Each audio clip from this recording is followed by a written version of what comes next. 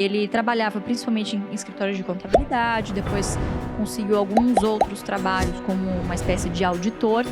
E aí ele acabou entrando na faculdade de economia e foi conhecendo outras pessoas, foi fazendo networking e as portas foram se abrindo também, né?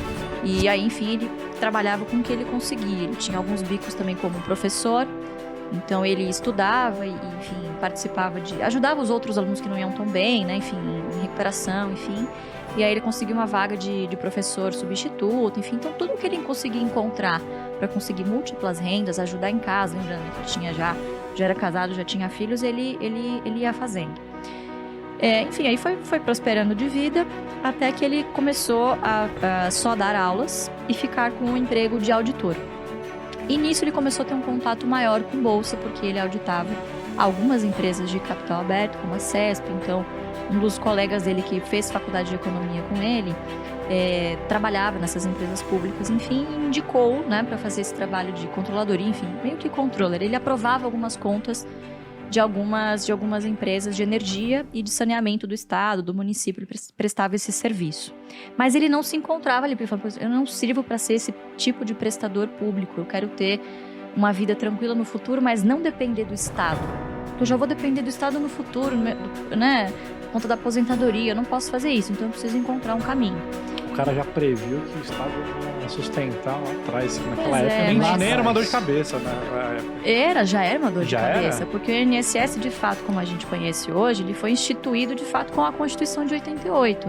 Na época, você não tinha uma contribuição social, né? Era muito mais algumas contribuições sindicais que funcionavam como uma espécie de fundo. Meu Deus. Ou você poderia contribuir para os fundos de previdência privada. Fundos de previdência privada existem desde a época do Império, né? Principalmente para o funcionalismo público. Então, naquela época tinha a Montepio da família militar, todas as famílias que tinham alguma certa condição contribuíam para esses tipos de fundos de previdência privada. E ele sempre fazia as coisas, falava, pô, isso aqui não bate, isso aqui não é bom. Eu não me sinto confortável em entregar o meu dinheiro do meu futuro, para um gestor que eu nem sei, nem tenho a visibilidade do que está fazendo com esse dinheiro, né? Então ele começou a estudar outras formas de como fazer esse dinheiro render, vamos dizer assim. E pelo fato dele estar auditando esse tipo de empresa, ele começou a ter contato com o mercado de capitais que estava começando na época, né? Então, o Ibov é do quê? De 68, 69, por aí? O mercado Ibovespa, né? começou anterior a isso, né? Ele estava na Corbélia ainda, que fala Isso. no livro, né? Isso, ele é de um pouquinho anterior, mas o Ibovespa, como a gente conhece hoje, é do finalzinho ali da década de 60.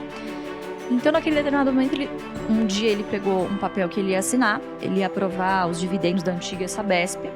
Ele falou, cara, o Estado vai receber isso aqui de dividendo. E a empresa tem capital aberto. Por que eu não faço a mesma coisa? Só que ao invés de eu ser um grande dono de um pequeno negócio, eu empreender, né? Por que eu não faço o contrário? Eu seja um pequeno dono de um negócio grande que já está estabelecido. E aí ele teve esse clique e falou, bom, eu vou... Quantos anos mais ou menos? Ele tinha perto de 30 anos. Mais ou menos a idade que eu tenho hoje, entre 28 e 29 anos. Tem gente ansiosa porque ainda não atingiu um patamar financeiro antes dos 30 e ele começou aos 30 a investir em ações. E você deu o exemplo hoje, inclusive na live de manhã, que era investir dos 19 aos 26 ali, e a galera que tinha mais de 26, na hora que você falou isso, o pessoal não entendeu muito bem a lógica, começou a se desesperar, o cara falou assim, putz, ferrou, eu tenho 32. Não, olha a lógica que eu falei, Gelo. Você tem duas pessoas. Uma, ela começa a investir desde cedo. Ela começa a investir desde os 19 anos, investe até os 26 anos de idade. Ela investe R$2.000 por mês. Uma outra pessoa não investe nada nessa idade porque tá só curtindo a vida. Aí essa pessoa que tá só curtindo a vida, quando bate os 26 anos completos, ela fala assim, putz, eu preciso começar a guardar grana. E aí ela investe dos 26 anos até os 65 anos de idade, R$2.000 por mês. Aquela pessoa que começou a investir dos 19 aos 26, ela fala assim, putz, eu não vou mais investir. E não investe mais nada, nunca mais, até os 65 anos de idade. Com rendimento de 10% ao ano. Uma investiu dos 19 aos 26, 8 anos investindo. A outra dos 26 aos 65, 40 anos investindo. Quem vai ter mais dinheiro?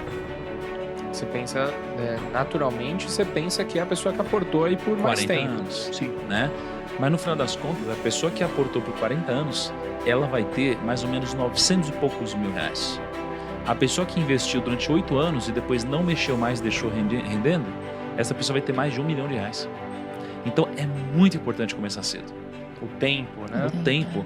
Então assim, a gente tá ouvindo o podcast agora e isso daqui mostra o seguinte, mostra que o Barsi é o número 1 do Brasil. Ele começou aos 30, cara. Ele não começou aos 18, não começou aos 20. Ele começou a trabalhar, mas não investir. A mãe dele não criou uma poupança pra ele, já Isso. Então assim, claro que começar cedo ajuda muito. Então quando você tiver um filho, você tá vendo aqui, pô, faça isso desde cedo. Mas se você tá no processo e você tem ali seus 30 anos, 35, 40 anos, cara, ainda dá tempo. O que você precisa é estudar, ter disciplina, ter conhecimento para você tomar boas decisões e depois manter essa capacidade de reinvestir que o Barsi fez e faz até hoje, né? Exatamente. Então, e dá pra ver que é aproveitar que dos 30 aos 40 anos, geralmente é o momento que você está na vida adulta, você para com alguns supérfluos, né? Alguns, né? Alguns. No generalizar. É bom não generalizar. Mas em que você tende a atingir ali o pico de carreira, né? O pico de salário que você vai receber durante a vida. Tem um ponto no livro que eu acho muito legal, e isso a gente ouve do Barsi com uma certa frequência, que é o fato de que ele não começou a investir para ficar rico. Ele fala isso algumas vezes no livro. Ele sempre pensou em não voltar a ser pobre.